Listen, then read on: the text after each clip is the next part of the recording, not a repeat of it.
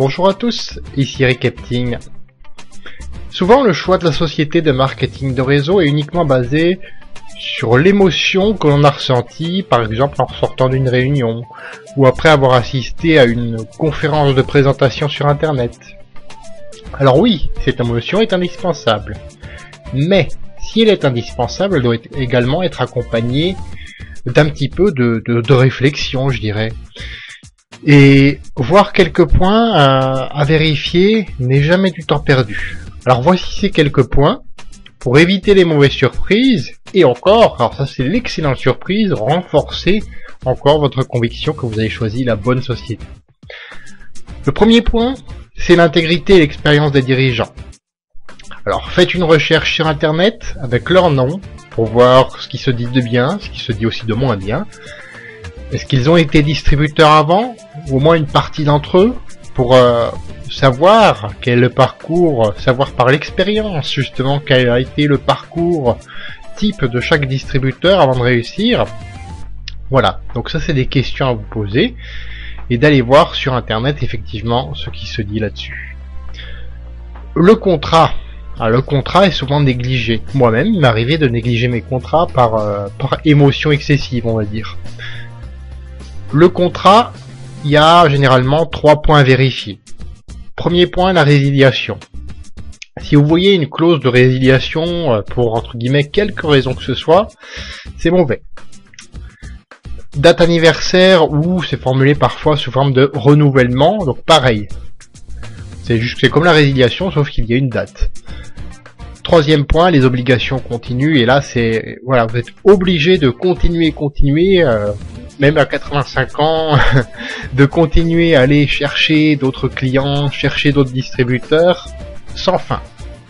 Voilà, donc là il faut éviter les contrats avec ce type de clause-là. Voilà, ça c'est l'intégrité des dirigeants qui se voit là-dessus.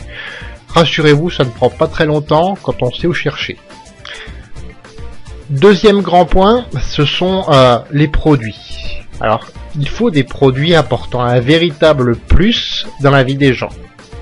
Pas des produits que l'on trouve déjà à Leader Price, Super U ou d'autres super ou hypermarchés, hein, bien sûr. Ce n'est pas vu péjoratif que je dis ça. Par contre, ces produits doivent comporter au moins un élément unique, ou alors être unique du tout au tout, c'est encore mieux. Donc, doivent apporter dans la vie des gens quelque chose que ne leur apportent pas des produits classiques et doivent être en même temps un bon rapport qualité-prix. Alors posez-vous la question, est-ce que 200 € par exemple pour une boîte de 30 vitamines c'est raisonnable? Bien entendu que non. Donc là il faut voir un petit peu avec votre esprit critique aussi. Voilà. Troisième grand point, choisissez une entreprise âgée de 5 ans au minimum. Pour ceux qui sont fans, comme je l'ai été moi aussi, hein, de tout ce qui est pré-lancement, ça peut être un choc, ça peut être choquant ce que je dis là. Et en fait pas du tout, parce que les 4 premières années, il y a plus de 97-98% d'entreprises qui font faillite. Quel que soit maintenant le secteur, hein, qu'il s'agisse de marketing de réseau ou autre chose.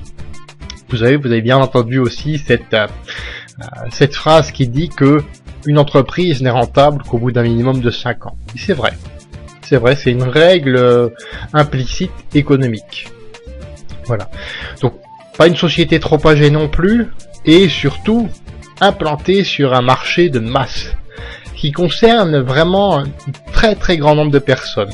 Et là, vous êtes sûr de faire mouche. Quatrième et dernier grand point, le plan de rémunération. Il doit payer le plus possible, avec le moins de personnes actives, c'est-à-dire de consommateurs de produits, que ce soit des distributeurs ou des clients, possible. Donc le plus possible de retour financier avec le moins de personnes actives possible. Alors là il y a deux façons de voir ça. La première, et c'est de loin la meilleure puisque c'est la solution du terrain, c'est de demander à votre leader combien il gagne en revenus résiduels, c'est-à-dire toute prime et tout revenu touché une seule fois enlevé, donc uniquement le revenu résiduel, c'est-à-dire le revenu qu'il touche tous les mois, même s'il s'arrête de recruter, de trouver de nouveaux clients. Donc en termes de revenus résiduels, combien de revenus résiduels il touche avec combien de personnes actives. Voilà.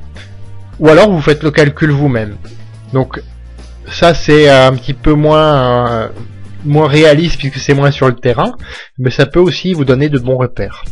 Alors l'idéal, ce serait entre 500 et 1000 personnes pour toucher 10 000 $ de revenus résiduels par mois. Donc entre 500 et 1000 personnes pour toucher 10 000 $ de revenus résiduels par mois. Alors, vous avez besoin d'aide pour savoir comment procéder concrètement pour ces 4 points? Eh bien c'est très simple, je connais un endroit où vous pouvez trouver des compétences.